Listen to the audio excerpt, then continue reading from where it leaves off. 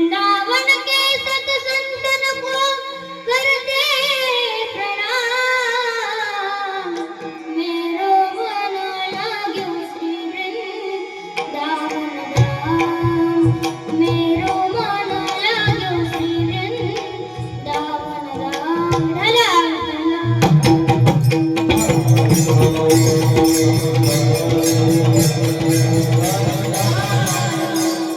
प्रस्तुत प्राप्त कीर्तन रूपी सेवेकरता निवडलेला अभंग पैठण निवासी शांती ब्रह्म एकनाथ महाराजांचा 4 चरणाचा उत्कृष्ट असा अभंग आजच्या सेवेकरता निवडलेला आहे।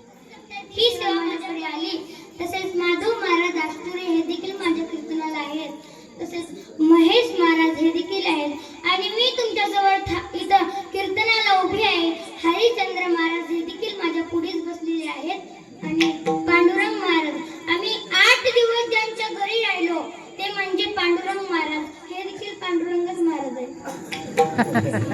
आणि सगळे गावकरी मंडळ, तुम्ही सुरेश महाराज हे देखील आहेत। तुम्ही सगळे पेटी वादक, मृदंगाचार्य, बाल वारकरी, मी महाराज, गुरुवर्य महाराज, तसेच जे माझ्या कीर्तन मनोभावे सेवा मनोभावे सेवा जे माझ्या कीर्तनाला आले नाहीत त्यांच्यासाठी मनोभावे सेवा आहे। मी तुमच्या सगळ्यांची नावं घेतली असते, परंतु का घेतली नाही तर वेळच नाही। तुमच्या सगळ्यांना कीर्तन झाल्याच्या नंतर मी शब्बासकी देणार आहे। विठ्ठला विठ्ठला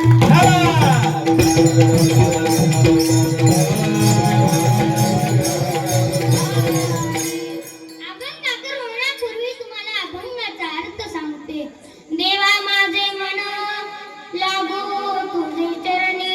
देवा माझं हे जे मन आहे ना, हे तुझ्या चरणावर लागू दे। संसार व्यसनी पडोने दिली, या संसाराचं व्यसन मला लागू देऊ नको। आणखी काय, नामस्मरण घडो संत समागम।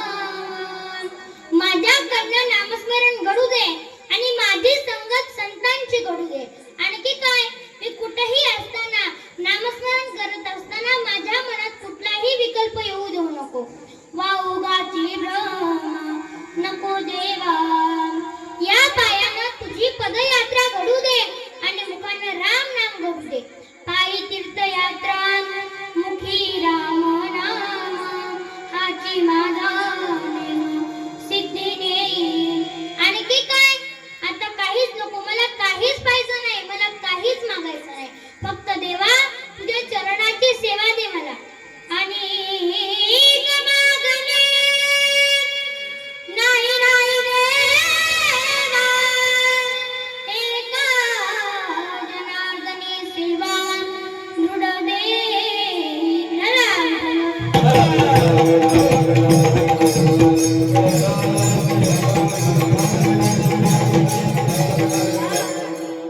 अभंग शांतीब्रह्म एकनाथ महाराजांचा आहे। शांतीब्रह्म एकनाथ महाराज फार श्रीमंत आहेत। सकल संताही माझी राजा स्वामी एकनाथ माझा, एवढे श्रीमंत संत आहेत। त्यांच्याकडे 3 गोष्टी आहेत, शांत, श्रीमंत, संत। एवढे महासंत आहेत, एवढे अद्भुत संत आहेत की भगवंतांनी त्यांच्याकडे येऊन 36 वर्ष कावडीनं पाणी भरलं। द्वारकेची मूर्त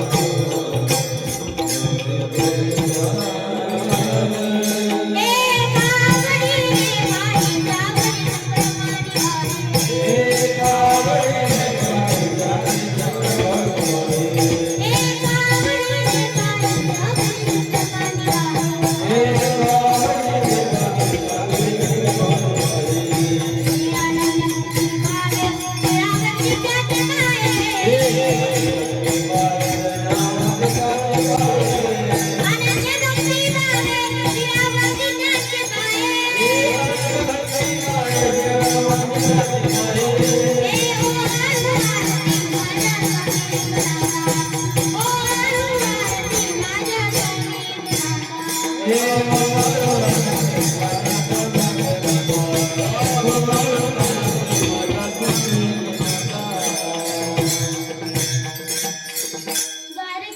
मूर्त एकनाथा घरी पाणी वाहे आहे कावडीने किंवा कावडीने पाणी त्या घरी चक्र पाणी वाहे आणि अनन्य भक्ती व्हावे निळावंदी त्यांचे पाय.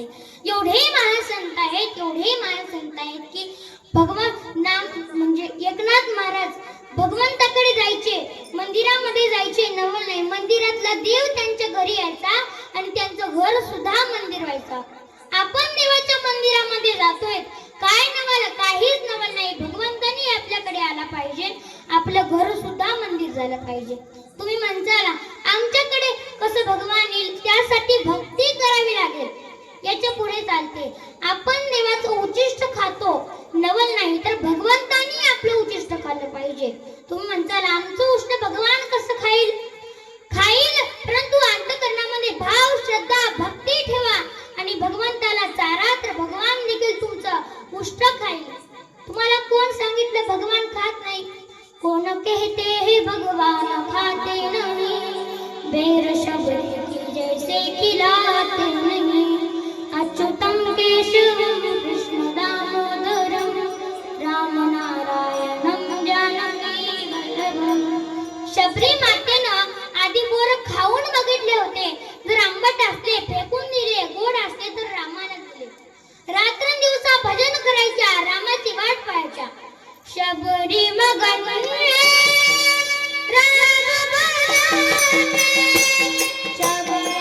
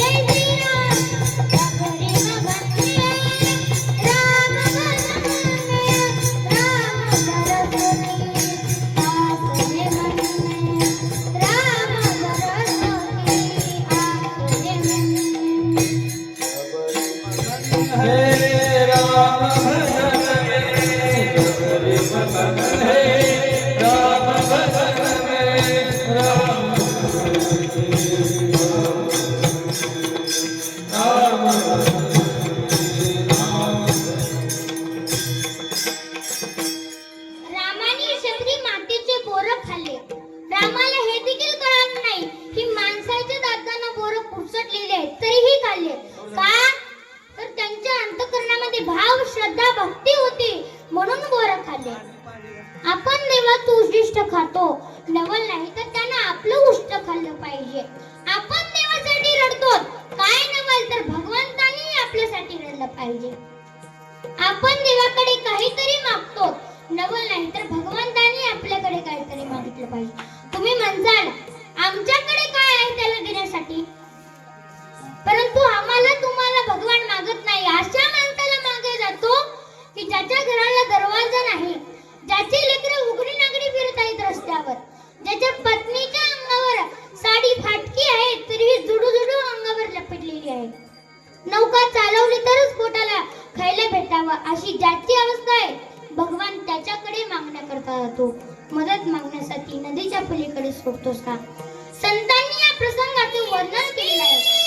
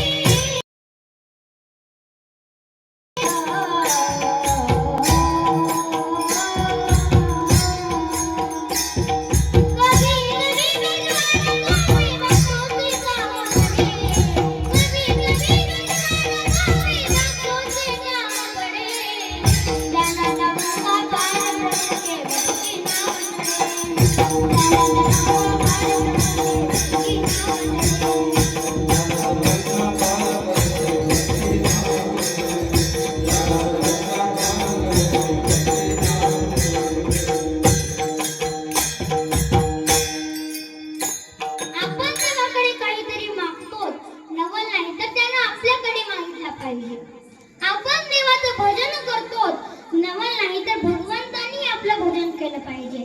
तुम्ही म्हणताल आमचं कसं भजन करील भगवान, आम्हालाच त्याचं भजन करावे लागेल, परंतु भगवान आमचं भजन करणार नाही. अंबरीश राजाच्या नगरीमध्ये एक बार नारद मुनी आले, खूप मोठं स्वागत केलं. सुस्वागतम महाराज, सुस्वागतम महाराज.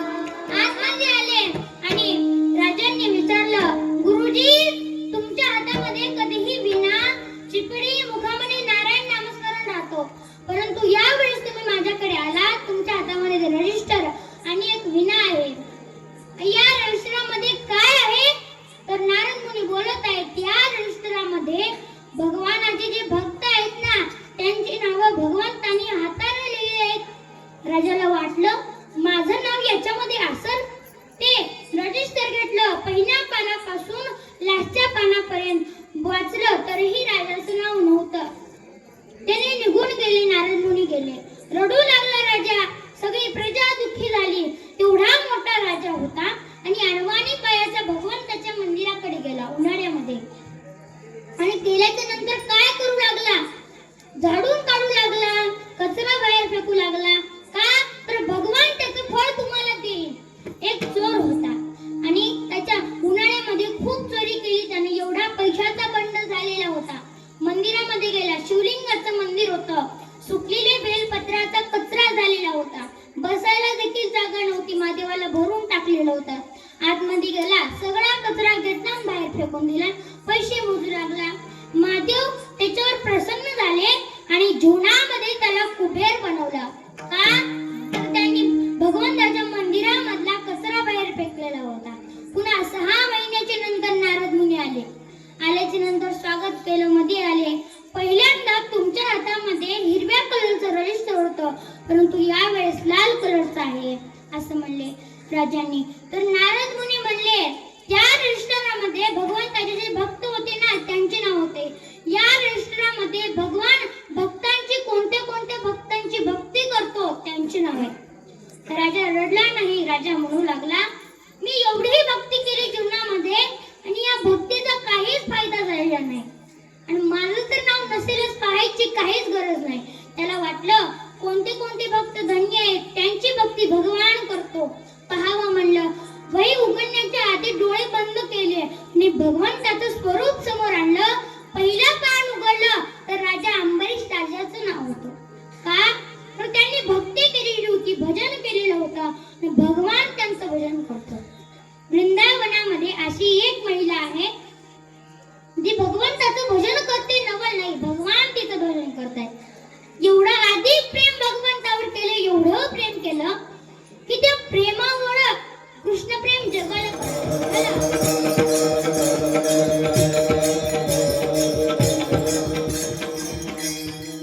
त्या प्रेमामुळे कृष्ण प्रेम जगाला कळलं. झालं.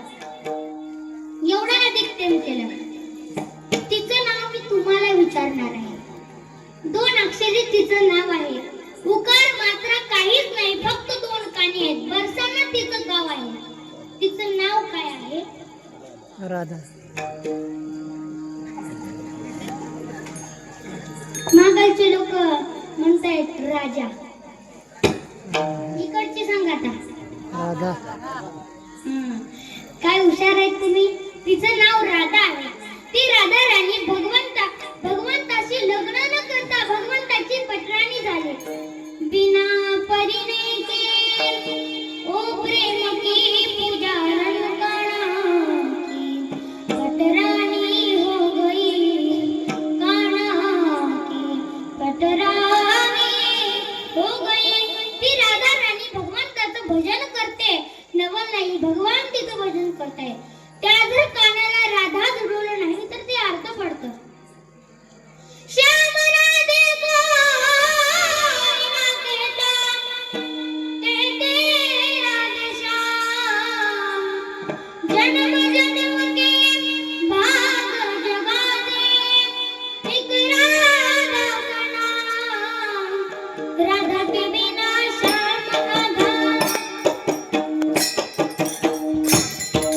राधा के बिना श्याम राधा, कहते राधे श्याम रे. जन्म जन्म के भाग जगाते एक राधा का नाम. जन्म जन्म के भाग जगाते एक राधा का नाम. राधा के बिना श्याम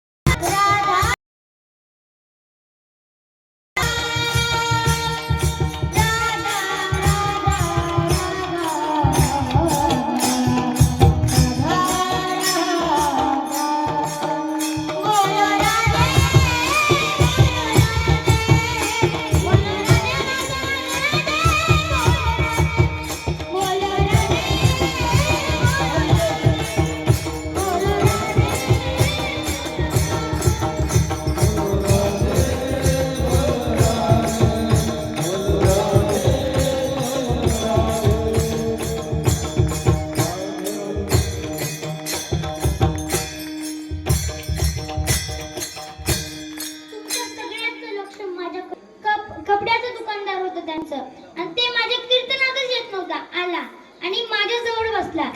बसल्याची नंतर त्याला झोप लागली. झोपला त्याला झोपीत स्वप्न पडलं मी कपड्याच्या दुकानामध्ये आहे.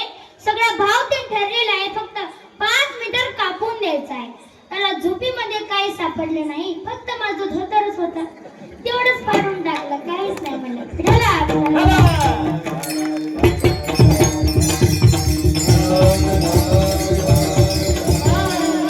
म्हणून तुमचं लक्ष माझ्याकडे असलं पाहिजे. एक गावची मुलगी होती, एक शहराचा मुलगा होता. दोघांचं लग्न झालं आणि लग्न झाल्याच्या नंतर मग त्यांच्या घरी पार्टी होती. शहरातल्या मुलाच्या घरी पार्टी होती. त्याला म्हणला, अगं तू गावकरी मॉडेल आहेस, तुला इंग्लिश येत नाही. माझे दोस्त आले, ते विचारतात तुला तू त्यांचे कोण, ते तुझे कोण. तू म्हणायचं मी त्यांची वाईफ, ते माझे हजबंड. सगळी पार्टी सुरू झाली. मित्रमंडळी आले, त्यांनी विचारलं तू त्यांची कोण, ते तुझे कोण. तिने म्हणते मी त्यांची फाईल, ते माझे हेडफोन.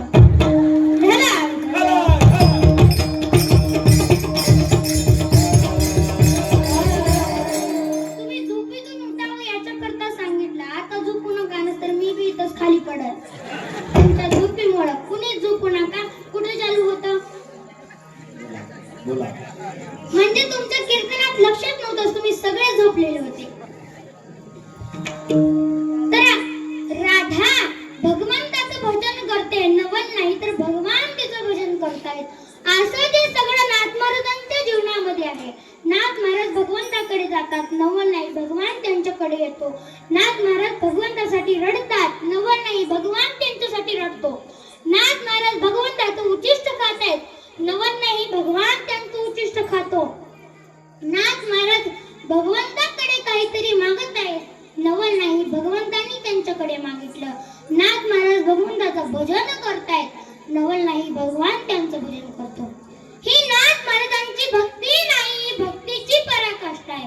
अशा उंच अवस्थेला प्राप्त झालेले नाथ महाराज, ते नाथ महाराज भगवंताशी संवाद करत असताना काही मौलाची गोष्ट बोलत आहेत. अभंगाचं पहिलं चरण. देवा माझे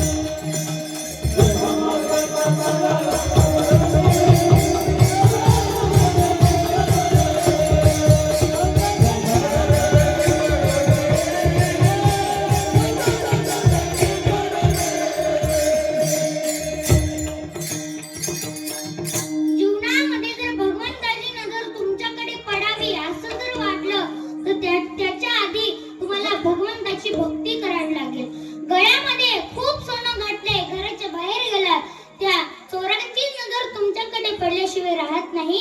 आणि ते सोनं काढून बाजूला ठेवलं. साधी तुळशीची माळ जर घराच्या बाहेर घालून गेलात तर त्या भगवंताची नजर तुमच्याकडे पडल्याशिवाय राहत नाही. तर तुम्ही भगवंताची वारकरी होतात का? तर ते शास्त्रामध्ये सांगितलेलं आहे. त्याच्या कपाळावर गंध आहे, माळ आहे गळ्यामध्ये, तो नरकात कधीच जाणार नाही. आणि भगवंताचा वारकरी होणार, भगवंताचा भक्त होणार का? तर त्याच्याकरता भक्ती लागते, माळ लागते, गंध लागतो. मग देवाच्या चरणावर मन लावावं. आपण मन का लावावं? तर हे मन चंचल आहे, खूप चंचल आहे. वाऱ्याचा वेग तुम्ही इतका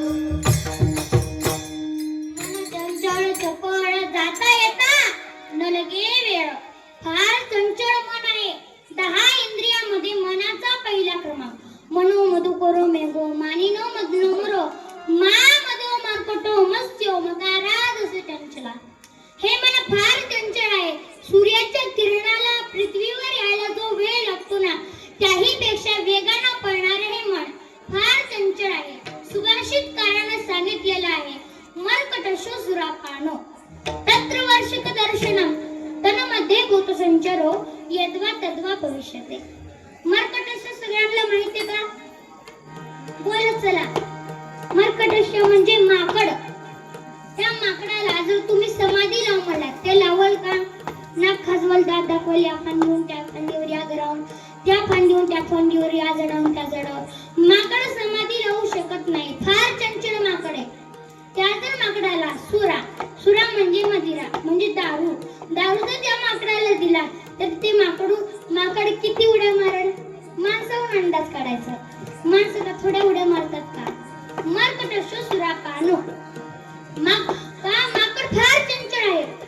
मी दारुड्यांची उदाहरणं बोलत नाही, पण बाबासाहेब महाराज इंगळे हे दारुड्यावर खूप बोलायचे. त्यांचं बोलणं ऐकून दारुड्यांनी दारू सोडलेली होती, गळ्यामध्ये माळा घातलेल्या होत्या. आणि त्यांचं उदाहरण तुम्हाला सांगते. एक गल्लीतला कुत्रा होता आणि एक घरातला कुत्रा होता. जे गल्लीतला कुत्रा होता ना, ते दिसल त्याला भुकायचं. टाळकरी करत होता, वाळकरी, माळकरी, अधिकारी, कीर्तनकारी, बाई माणूस, लेकरू, म्हातारा माणूस, आजी, त्याला कोणीच कळायचं नाही. दिसल त्याला भुकायचं, भू भू भू सारखं भुकायचं. घरातलं कुत्र म्हणायचं, या कुत्र्याला काही कळतं का नाही? चांग सज्जनालाही भुकते आणि दुर्जनालाही भुकते. या कुत्र्याला काही कळतच नाही. कोणचं कुत्र म्हणत होतं? जो घरात बसलेलं होतं, खिडकीतून पाहत होतं, ते कुत्र म्हणत होतं. एक बार गल्लीतला कुत्रा शांत उडाला. त्याला वाटलं हे सगळ्याला भुकतो, मी याची शेपटी तोडून जातो. मग त्याची शेपटी तोडूला, पुढे गेला आणि त्याला भुकलाच नाही. मग हे सगळा प्रकार घरातल्या कुत्र्यानं खिडकीतून पाहिला, उडी टाकला, बाहेर आला. त्याला विचारलं, का रे कुत्र्या, दिसल त्याला भुकतो, टाळकरी, माळकरी, अधिकारी, तुला कोणीच कळत नाही. दिसल त्याला भुकतो. हा दारुडा तुझी शेपटी तोडून पुढे गेला, तू त्याला भुकला नाही का? तो दारुडा आहे, त्याला कशाला भुकायचं सांग बरं तू मला. का भुकत नाही तू त्याला? इतके वर्ष, इतके दिवस सगळ्याला भुकत होतोस, याला का भुकला नाही? मी तुला खरं कारण सांगतो, पण तू कोणत्या कुत्र्याला सांगू नको. हा म्हणला. तो सांगितला, मी जर त्याला भुकलो असतो ना, तर ते रात्रभर मला भुकत बसला असतं, म्हणून मी त्याला भुकलो नाही.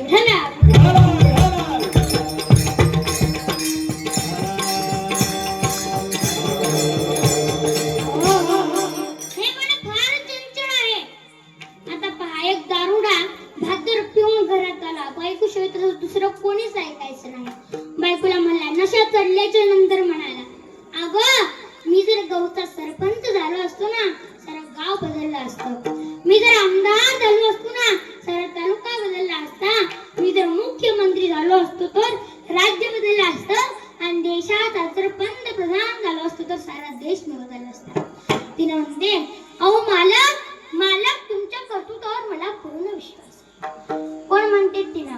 मग तिनं म्हणल्याच्या नंतर तिनं म्हणते, तुमच्या कर्तृत्वावर मला पूर्ण विश्वास आहे, पण माझी एक गोष्ट आहे का, तुम्ही जर पंतप्रधान झाले असते तर देश बदलला असता, मुख्यमंत्री झाले असते तर राज्य बदललं असतं, आमदार झाले असते तर तालुका बदलला असता, आणि सरपंच जर झाले असते ना तर गाव केव्हाच बदललं असतं.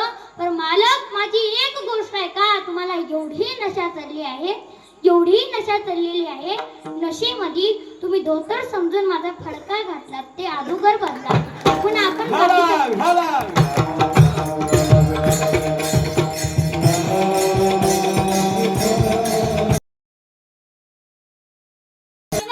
हे मन फार चंचल आहे. या जर मनाला मी म्हणले, इथं जाऊ नको, तिथं जायची गरज नाही आहे, देवाच्या चरणावर तुझं मन लाव, तर ते लागत नाही. जिथं जायचं नाही ते तिथंच जाते.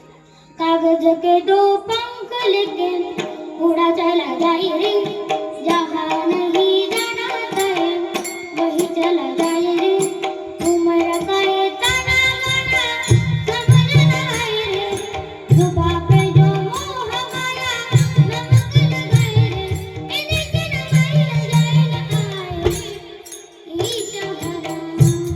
या जर म्हणाला तू म्हणलात, भगवंताचं भजन कर, चरणावर मनाला किती जरी समजावलं तर हे समजतच नाही, चरणावर मन लागतच नाही. ए मन बड़ा चंचल है, कैसे तेरा भजन करूं, कितना इसे समझाऊं, कितना इसे समझाऊं.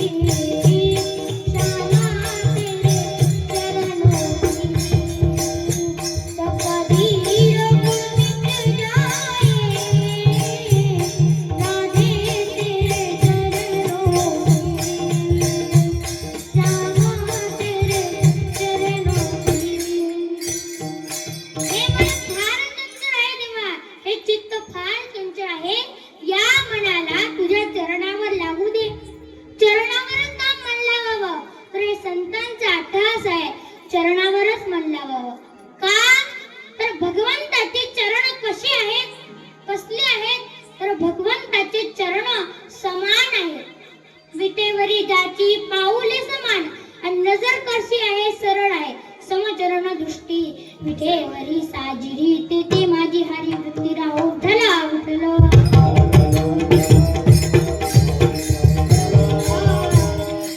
पाय कसे आहेत समान आहेत नजर कशी आहे सरळ आहे यातून आपल्याला शिकायचं आहे आपला पाय वाकडा पडणार नाही याची काळजी घेतली नजर वाकडी पडणार नाही याची दक्षता घेतली तर या जीवनामध्ये तुम्हाला देव म्हणल्याशिवाय कोणी राहत नाही का तरी देव बनण्याचं सूत्र आहे तुम्ही जर पाय वाकडा पडणार नाही याची काळजी घ्या नजर वाकडी पडणार नाही याची काळजी घ्या भगवंताचे चरण समान आहेत नजर सरळ आहे म्हणून भगवंताच्या चरणावर आपलं मन लावावं देवा माझे मन लावू तुझे चरणी आणि की काय एवढ्यावर थांबले नाही संसार व्यसनी पडवणे दिन या संसाराचं व्यसन मला लागू देऊ नको का तरी संसारात दुःख मूळ आहे या संसारामध्ये खूप दुःख आहे संसार दुःख मूळ चहूकडे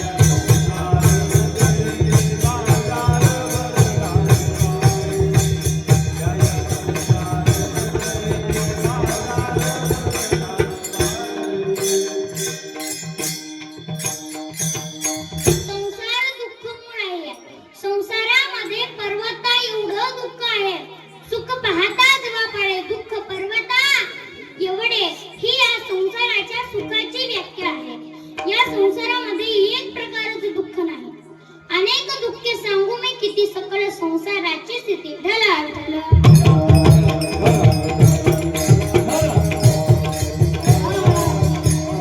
दुःख बांधवडी आहे हा संसार सुखाचा विचार नाही होते या संसारामध्ये खूप दुःख आहे आता जे मी तुमच्या संग बोलते तुम्हीही माझ्या संग बोला तरण्या लोकांना अजून आस राहते की आज नाही उद्या उद्या नाही परवा नाही तेरवा हे काम केले की सुख मिळेल ते काम केले की सुख मिळेल या विचारात ठाम झालेले कोण जे 50च्या पुढे गेलेत ना ते त्यांना विचारा या संसारामध्ये सुख आहे का ते म्हणतात काय या संसारामध्ये तिडा एवढं सुद्धा सुख नाही कोण म्हणतं दोन पायाने किती पळतो माणूस किती पळतो खूप पळतो त्याला वाटतं असं हात केले की सुख हाताला यावं परंतु येतं का नाही मग त्याला वाटतं अरे आपण खूप पळालो आपल्या सोबतीला कोणीतरी पाहिजे मग त्याचं लग्न होतं लग्न झाल्याच्या नंतर लोक म्हणतात ना दोन हाताचे किती हात झाले चार दोन पायाचे किती पाय झाले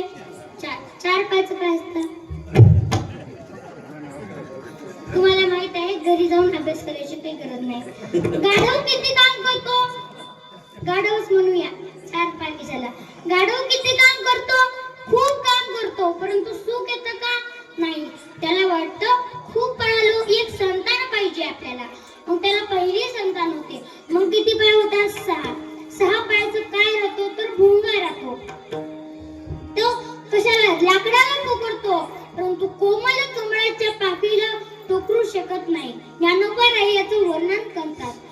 सुमन सुगंधू रे भ्रमरा परिमळ विद्गंधू रे भ्रमरा ऋणु ऋणु ऋणु ऋणु रे भ्रमरा सानी तू आगो रे भ्रमरा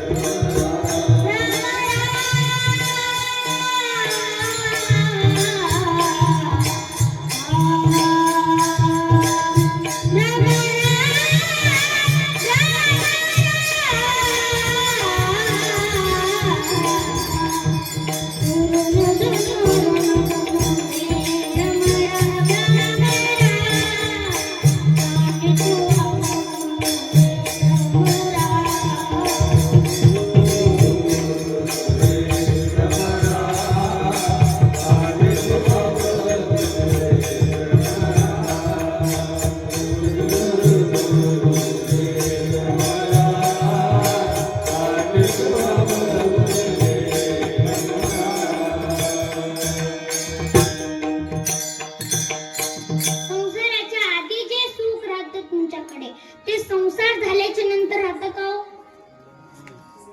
कोण म्हणतंय राहते म्हणून मागची माणसं म्हणताय.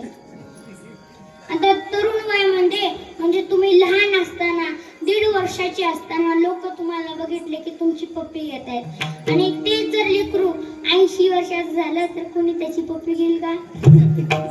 का ते संसारामध्ये सगळं दुःख आहे, सगळे खोबऱ्याच्या वाटीने त्यांचे गाल होत आहेत. संसार दुःख मूळ आहे. मग संसारामध्ये 6 पाय झाले तरीही सुख नाही. का तर संसारामध्ये 6 पाय झाल्याच्या नंतर माणूस भुंग्यासारखी बुणबुण बुणबुण करतो. का तुम्ही त्यांना घरात भणभण करतात, ते बाहेर जाऊन बुणबुण करतात. मग त्याला दुसरी संतान होते, तेवढ्या पुढे जायचं नाही, आमदो आमारे बसदो. परंतु सांगते त्याला दुसरी संतान होते, मग 8 पाय होतात. 8 पायाचं काय राहतो? कुळी राहतो. कोणी त्याला स्पायडर म्हणते, कुणी कातील, कुणी कोळी म्हणतो. तो स्वतः भोवतीच घर करतो, बाहेर जायला वाट ठेवत नाही. तशी जीवाची अवस्था आहे. या संसारामध्ये सुख मिळत नाही, हसू जर मिळत नाही. मग हसू जर पाहिजे असलं तर लग्न करू नका. जे 50च्या पुढे गेले ते खरं खरं सांगा, संसारात सुख आहे का? कोणी सांगत नाही. संसारात सुख आहे का? नाही. हसलात मला कळालं, संसारात सुख नाही. मग लग्न झाल्याच्या नंतर नवरीचं सगळे रडतात, मुलाकडचे देखील रडतात, मुलीकडचे रडतात. फक्त ड्रायव्हर गाडीमध्ये फक्त एक जण रडत असतो, हसत असतो. पण तुम्हाला ड्रायव्हर वाटलं नाही, नवरा फक्त तो हसत असतो. तिने म्हणते तू जेवढा हसायची तेवढा हसून घे. लग्न का तर या संसारामध्ये दुःख आहे.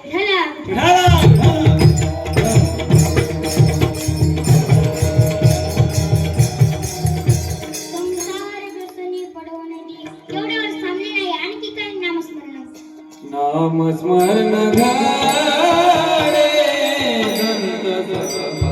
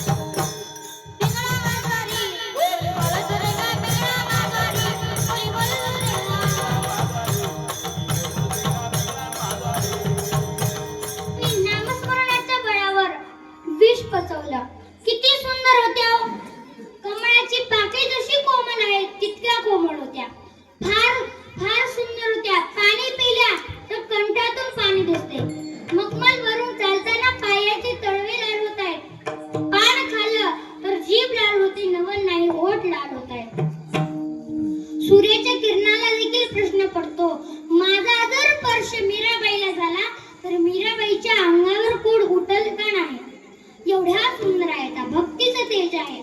खूप भजन करायच्या. कृष्ण भक्तीमध्ये त्यांनी सगळ्यांना विसरून टाकलं. फक्त भगवंताच्या भजनामध्ये सगळ्यांना भगवान बहीण बाप सगळं माय सगळं भगवंतालाच मांडलं.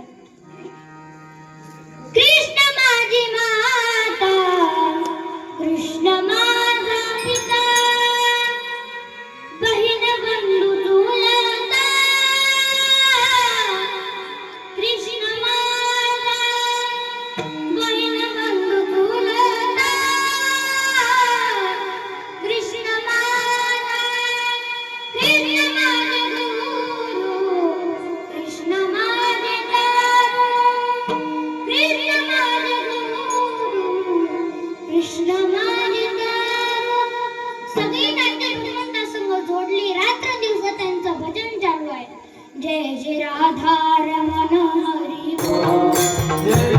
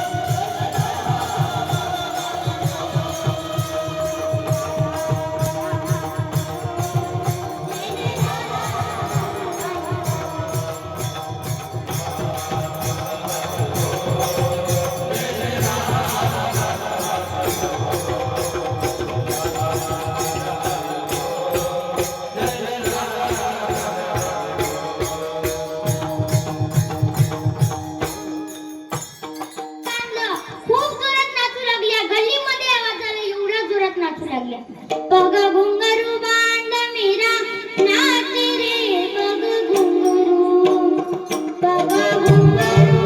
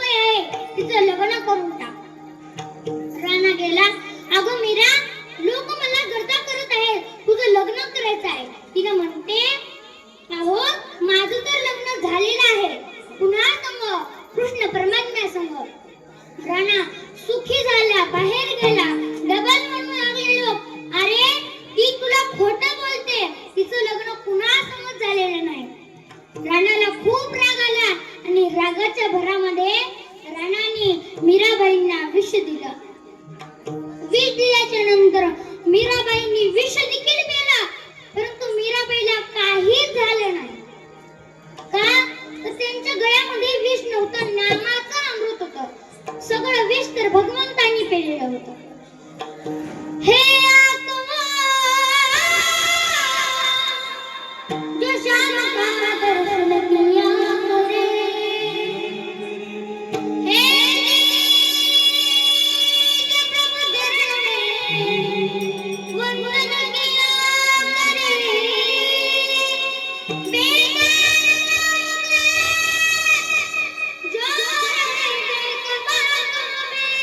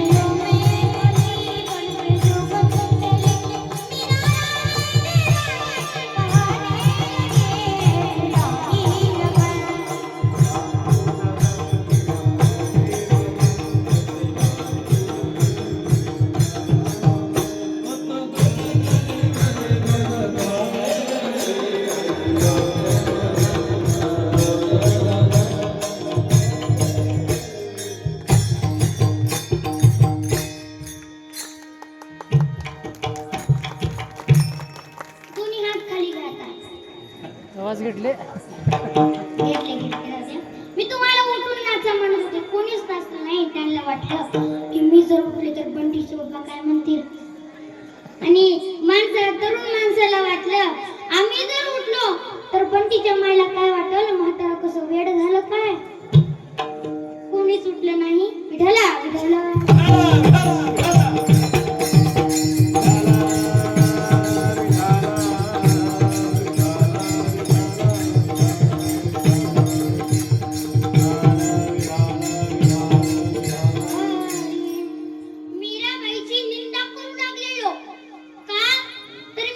भजन करत होत्या, त्यांना सहन होत नव्हतं म्हणून निंदा करू लागले. अहो निंदा कशाला करायची. आता घरच्या भाकरी खाऊन आता माधव महाराजांनी सप्ताह ठेवला का, माधव महाराजांनी सप्ताह ठेवलाय. ज्यांनी रुपये देणगी नाही ज्यांच्या सत्याला, घरच्या भाकरी खाऊन चौकात म्हणतात. बरं चांगलाय तेवढे बाहेर नाही, थोडस चांगलाय. निंदा बी करू नका, काहीच करू नका, शांत तर बसा. कुणाचं भलं करू शकत नाही तुम्ही तर बुरं तर करू नका. भला किसी का कर न सको तो बुरा किसी का मत करना. उसका नहीं बन सकते तो तुम खातिर बन कर मत रहना. भला किसी का कर न सको बुरा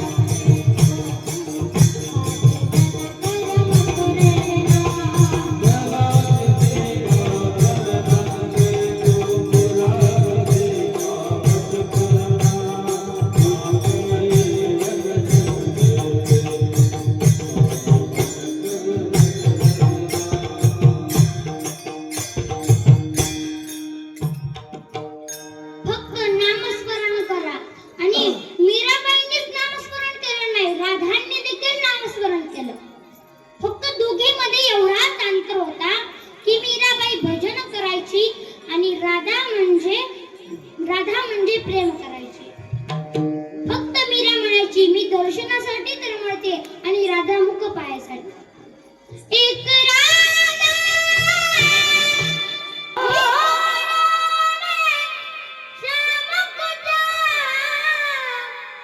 अंतर क्या दोनों के चाह में बोलूं, अंतर क्या दोनों के चाह में बोलूं. एक प्रेम दीवानी, एक दर्श दीवानी, एक प्रेम दीवानी, एक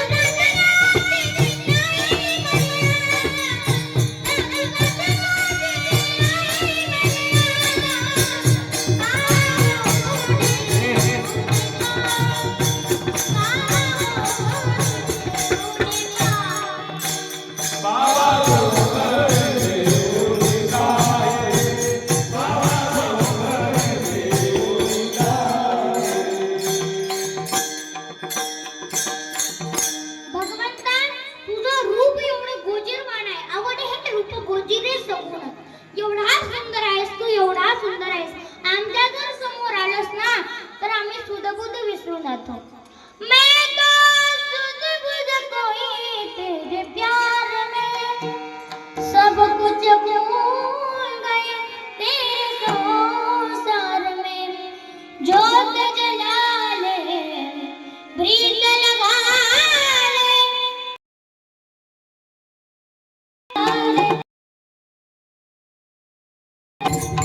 निकाले, ओ निकाले.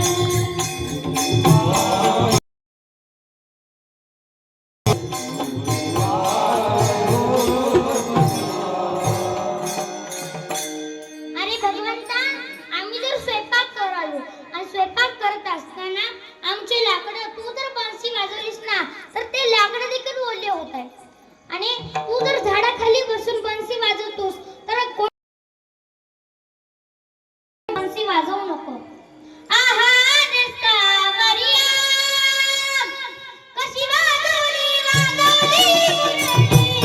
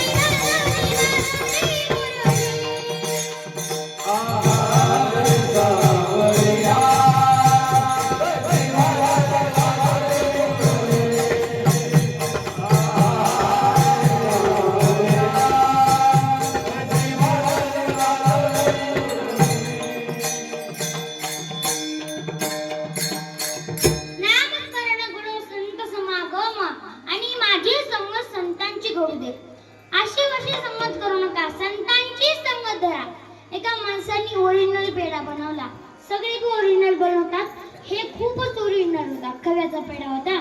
गेला बाजारात विकायला आणि गेल्यानंतर त्याला कळालंच नाही कुणाची संगत धरावी. उंदर मारायच्या औषधाची संगत धरली त्या माणसाची आणि धरल्याच्या नंतर उंदर मारायच्या औषधाच्याच लेणीत बसला.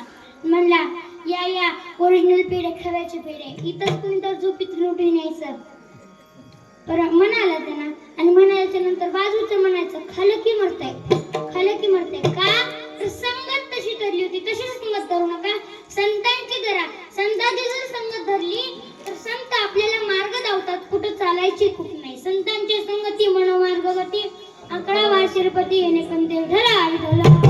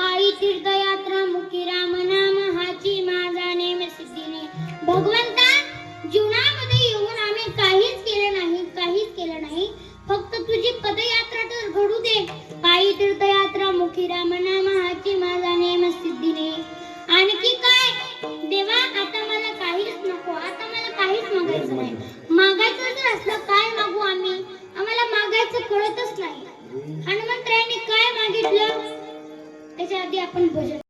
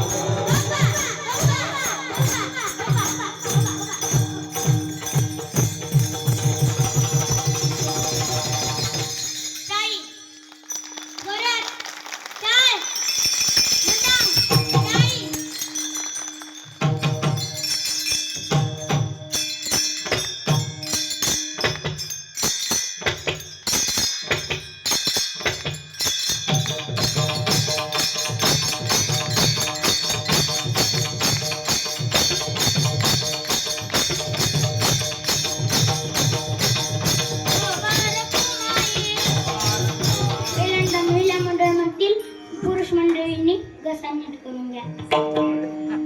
महिला मंडळ हातून करा. जय राम श्रीराम जय राम जय राम.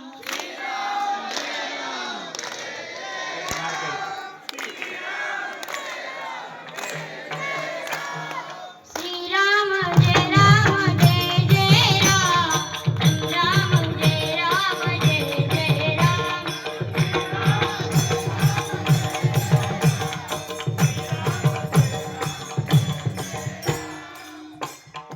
देवा, आता आम्हाला मागायचे तर ते मागायचं आहे तेच मागत आम्ही.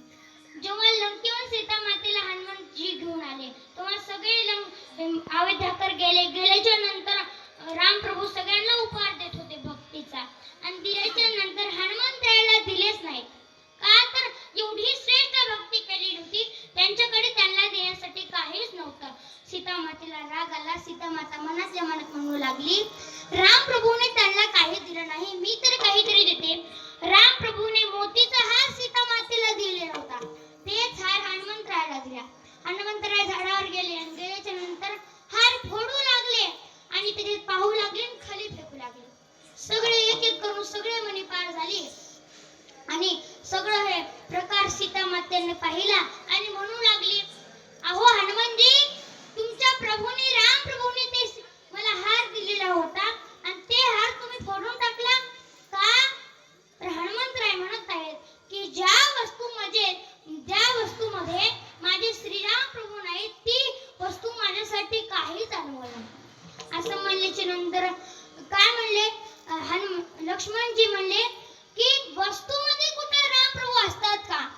तर रामप्रभू असतात का म्हणल्याच्या नंतर हनुमानजी म्हणू लागले की माझ्या हृदयामध्ये रामप्रभू आहेत, रोमामध्ये रामप्रभू आहेत. आणि दाखवलं त्याच्यामध्ये सीता आणि रामप्रभू होते. श्रीराम जानकी बेटे मेरे दिले, श्रीराम जानकी बेटे मेरे दिले.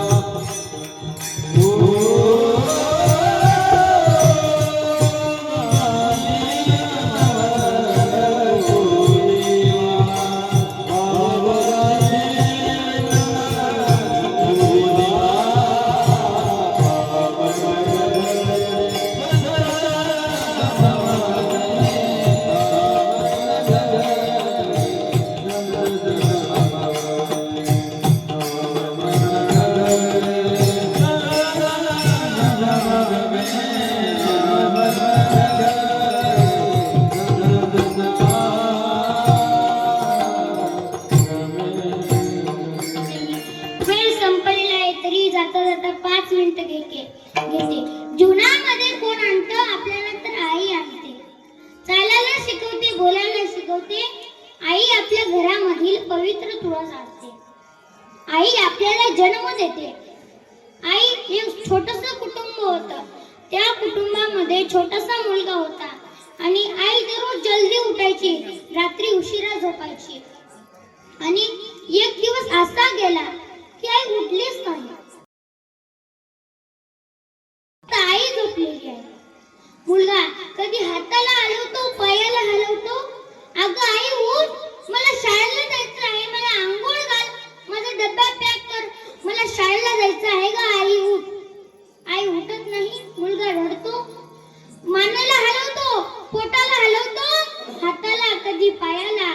शेजारची ताई जवळ येते, त्याला गळ्याला लावते. अरे बाळ्या, ती अशा निद्रेमध्ये निद्र झालेली आहे, तिथून ती कधी उठणार नाही.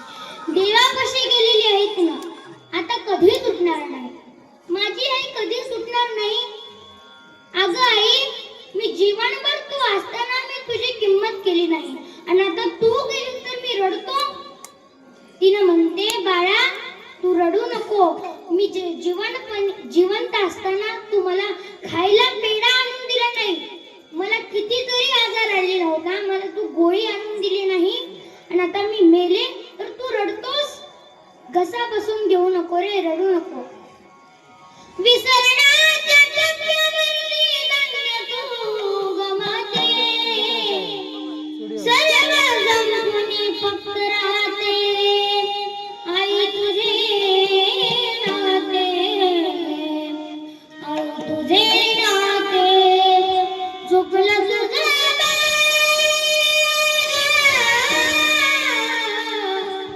चुकलं तुझं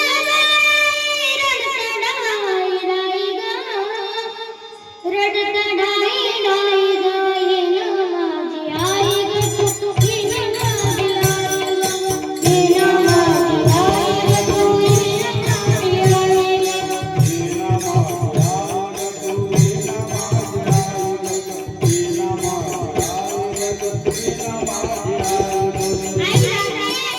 आणि गेल्याच्या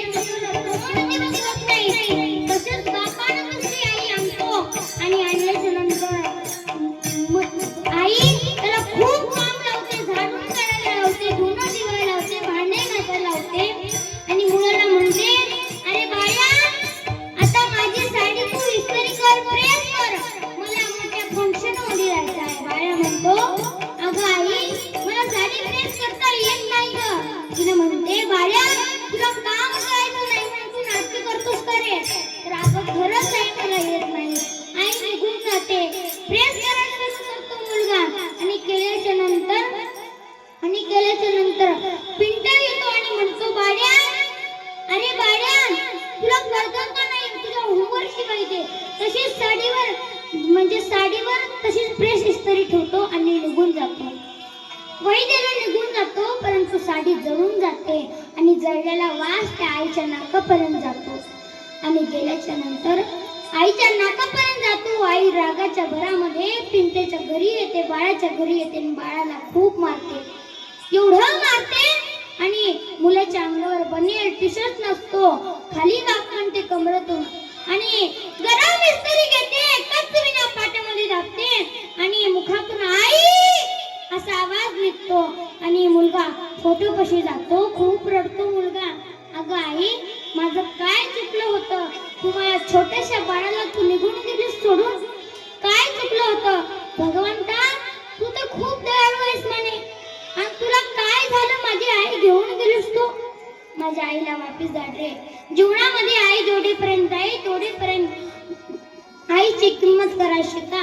जेव्हा मुलाला किती दुःख होत असेल आई गेल्यानंतर, बापाला मुलगी गेल्यानंतर किती दुःख होईल. मुलीला शाळेत पाठवतो, 12वीला जाते मुलगी, लग्नाचं वय होत आहे, तिचं लग्न करतो. बापाच्या अंतःकरणामध्ये खूप दुःख आहे. बाप रडत नाही. आणि मुलीची गाडी येते, गाडी आल्याच्या नंतर खूप सजवली जाते गाडीला. मुलगी मध्ये बसते आणि निघून जाते. बाप खूप रडतो. म्हणतो, हिला रत्नासारखं मी सांभाळलेलं होतं आणि आता ही माझ्यापाशी राहिली नाही. हिला मी 1वीला घातलो, 2रीला घातलो, 7वीला घातलो, 12वीला गेली. माझ्याकडे एक सुद्धा रुपया नव्हता, तरीही मी सगळ्यांकडनं देणं केलं आणि हिला लग्न केलं हिचं. तरीही मला आता ही सोडून गेली. रत्नासारखी जतना केली, चिमणी माझी उडूनच गेली. चिमणी माझी उडूनच गेली.